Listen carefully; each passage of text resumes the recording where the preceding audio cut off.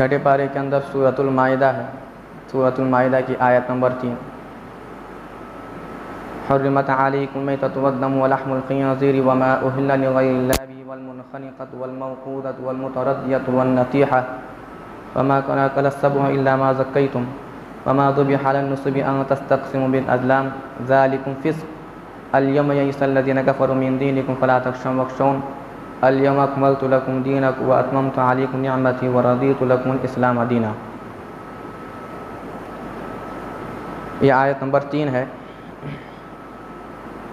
इसके अंदर अल्लाह ताला कौन से जानवर खाना हराम है उसके बारे में बताया। किन जानवरों को खाना हराम है। ज़माने जाहिलियत के अंदर इन चीज़ों को खाया जाता था, तो अल्लाह ताला ने ये आयत नाजिल फरमाई। एक एक से मैं पढ़ता हूँ। हुर्रिमत अलैकुमुल मैता, अल्लाह ताला ने मुर्दार को हराम किया है। मुर्दार जानवर को, मरा हुआ जानवर, और मरने के तरीक़े एक तो ख़ुद अपनी तबीयत से मर गया, या कुछ बीमारी की वजह से मर गया, या फिर किसी के मारने से मर गया। किसी भी हालत में मरा हुआ जानवर की खाने की इजाज़त नहीं है, हराम है। वलहमुल खिंज़ीर, और खिंज़ीर का गोश्त मुकम्मल तौर पे हराम है। उसका बाल खाल हर चीज़ खिंज़ीर की सब हराम है खाना। वमा उहिल्ला लिग़ैरि हुर्रिमत अलैकुम मैततु वमा उहिल्ला लिग़ैरिल्लाहि बिही, और वो जानवर जो अल्लाह के अलावा किसी और के नाम से काटा गया हो, अल्लाह के अलावा किसी और के नाम से काटा गया हो, वो जानवर भी खाना हराम है। अब इसको समझना ज़रूरी है। आपकी यह गलतफहमी दूर हो सकती है इस बात से। बहुत सारे लोग बुतों के नाम, जैसे मुशरिकीन मक्का काबे के अंदर जो 360 बुत रखे हुए थे काबे के अंदर, उनके नाम से जानवर काटते थे। लात के नाम से मैं जानवर काटता हूँ, उज़्ज़ा, ऐसे नाम थे उनके बुतों के, मनात, उनके नाम से मैं जानवर। तो अल्लाह ताला ने मना फरमाया कि अल्लाह के अलावा किसी के नाम से भी जानवर काटेंगे तो उसका गोश्त हराम है। अब इसकी तशरीह में जमहूर उलमा, जमहूर फुक़हा कहते हैं कि बाज़ जानवर अल्लाह का नाम लेकर काटे जाते हैं, लेकिन अल्लाह के वास्ते नहीं काटे जाते, वो भी हराम है। तफसीर की बात बयान करूँ मैं अपनी तरफ से नहीं, कि बाज़ लोग अल्लाह का नाम लेकर तो जानवर काटते हैं, लेकिन नीयत उनको अल्लाह को खुश करना नहीं होता, किसी और को खुश करना होता है। मसलन 11वीं का जानवर, और दरगाह पे जो जाकर काटते हैं वो जानवर, वहाँ पर नाम तो लेते हैं काटते वक़्त अल्लाह का, बिस्मिल्लाह अल्लाहु अकबर बोल के जानवर काटते, लेकिन नीयत क्या होती है कि अल्लाह खुश नहीं, बल्कि जिसके वास्ते काट रहे हैं वो खुश होने, तो ये जानवर हराम है। और एक वजह हराम होने की ये है, बुज़ुर्गों के नाम हम जानवर काटते हैं, जैसे मसलन 11वीं का जो जानवर काटते हैं, शेख अब्दुल क़ादिर जिलानी रहमतुल्लाह अलैह के ईसाले साहब के वास्ते काटते हैं, है ना, अच्छी तरह सब जानते हैं इस बात को। लेकिन शेख अब्दुल क़ादिर जिलानी रहमतुल्लाह अलैह के ताल्लुक़ से मुसलमानों का अक़ीदा क्या है? जो 11वीं करते हैं उनका अक़ीदा ये होता है कि शेख अब्दुल क़ादिर जिलानी हमारी मदद करते हैं, हमारे मुश्किलात को दूर करते हैं, हमारी ज़रूरतों को पूरा करते हैं। उनका नाम जहाँ भी लेंगे मुश्किल हालात के अंदर हमारी मुश्किलात दूर होंगी। यानी जो अल्लाह करते हैं वो शेख अब्दुल क़ादिर जिलानी रहमतुल्लाह अलैह भी करते हैं। ये 11वीं करने वाला का जहन होता है। तो अब देखना ये है कि जो जानवर कटा, अब ये तो हमारी मुश्किलात दूर करते हैं शेख अब्दुल क़ादिर जिलानी, फिर उनको सवाब की क्या ज़रूरत? सवाब तो उसको चाहिए जो मुश्किल में हो, जो परेशानी में हो। और शेख अब्दुल कादर जिलानी रहमतुल्लाह अलैह तो मुश्किलात दूर करते हैं। तो जो मुश्किलात दूर करता है उसको इसाले सवाब के जानवर की क्या ज़रूरत है। मसलन अब मुश्किलात हम अल्लाह ताला हमारी मुश्किलात दूर करते हैं, है ना, अल्लाह ताला हमारी मुश्किलात दूर करते हैं। क्या हम अल्लाह के वास्ते इसाले सवाब का जानवर काट सकते हैं क्या?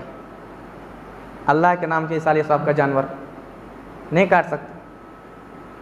तो ऐसे हो गया जैसे हम अल्लाह का मजाक उड़ा रहे हैं।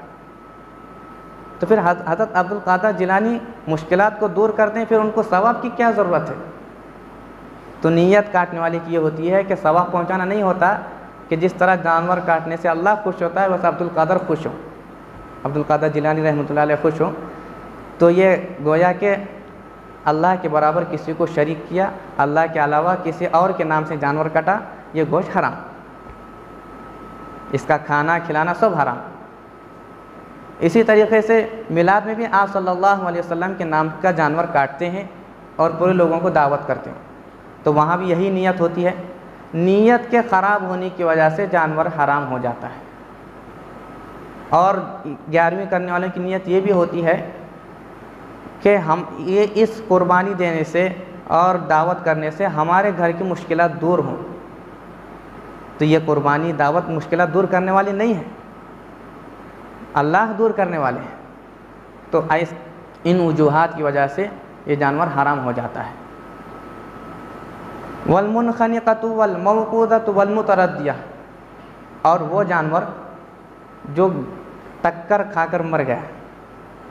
मसलन दो जानवर झगड़ रहे हैं आपस में, जैसे बकरी लड़ते हैं, तो इतने ज़ोर से टक्कर होती है बाद जानवरों की, उनका भेजा निकल आता है या दिमाग फेल हो जाता है और वहीं पर मर जाते हैं। या फिर वो जानवर की किसी गाड़ी से टक्कर हो गई या पहाड़ से या दीवार से किसी से भी टक्कर हो गई, वो जानवर हराम है। और वो भी जानवर हराम है जो किसी ऊंची जगह से गिरकर मर गया। मसलन बहुत सारे जानवर होते हैं बौड़ी के अंदर गिरकर मर जाते हैं, कुएं के अंदर, और इसी तरीके से पहाड़ से गिरकर मर गया या झाड़ से गिरकर मर, जो भी सूरत हो, गिरकर मर जाने से हराम।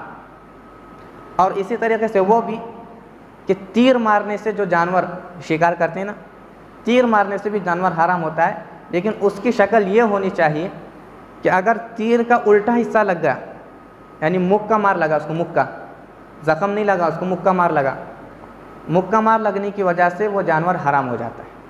अगर तीर की नोक लगी उसको और फट गया उसका जिस्म और खून निकला वहाँ से, तो ऐसी हालत में अगर मरा तो वो हलाल है। लेकिन शर्त यह है कि वो तीर अल्लाह का नाम लेकर छोड़ा गया, यानी बिस्मिल्लाह या अल्लाह अकबर बोल के तीर छोड़ा उसने और वो जाकर जानवर को लगी तो उस खून निकला तो जानवर हलाल है। इसी तरीके से हमने तेज़ पत्थर लिया, तेज़ पत्थर लेके बिस्मिल्लाह या अल्लाह बोल के फेंक के मारे और पत्थर जाकर उसको काटा कहीं से भी और खून निकला तो जानवर हराम, ये हलाल है। और गोल पत्थर लेके मारे, ऐसा तेज़ नहीं था और जाकर लगा, खून नहीं निकला, मुक्का मार लगने की वजह से मर गया, तो वह हराम। क्यों?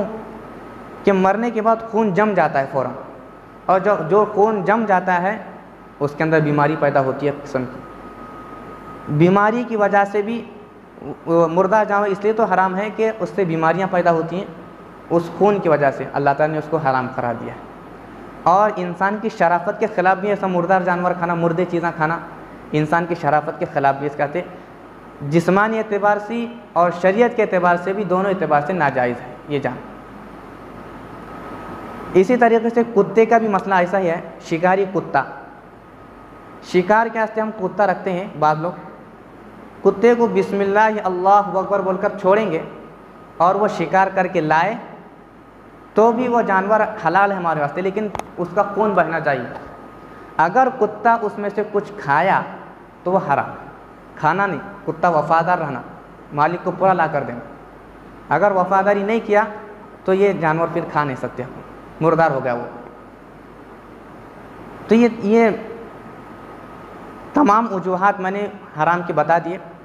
फिर अल्लाह ताला आगे फरमाए अल-यौमा अकमलतु लकुम दीनकुम व अतममतु अलैकुम निअमती व रज़ीतु लकुमुल इस्लाम दीना। आज के दिन हमने इस्लाम को, दीन को मुकम्मल किया तुम्हारे। व नियामती, और मेरी नियामत पूरी कर दी, व रज़ीतु लकुमुल इस्लाम दीना, और मैं इस बात से खुश हूँ जो मज़हब मैंने तुमको इस्लाम के तौर पर दिया है। और ये आयत कब नाजिल हुई? 10वें, आप सल्लल्लाहु अलैहि वसल्लम आखिरी हज 10वें साल में अरफात के मैदान में हज के मौके पे अरफात में लोग खड़े होते ना, उस वक्त ये आयत नाजिल हुई। फिर आगे अल्लाह ताला व रज़ीक़ फ़मन इस्तुरफ़ी मख़मसतिन ग़ैर मुतजानिब लिस्मिन फ़इन्नल्लाह गफ़ूरुर रहीम। अगर कोई मुर्दार जानवर मजबूरी में खाए, यानी अब आखिरी सांस चल रही है भूख की वजह से, इंसान की आखिरी सांस चल रही है भूख की वजह से, जंगल में है, कोई पूछने वाला नहीं, कोई देने वाला नहीं है, तो वहाँ पर देखा कि एक मुर्दार जानवर पड़ा हुआ है। तो ऐसी मजबूरी के हालत में अपनी जान बचाने के वास्ते अगर कोई खाए तो अल्लाह ताला फरमा रहे हैं अल्लाह ताला इस गुनाह को माफ़ करता है, क्योंकि मजबूरी में हुआ है।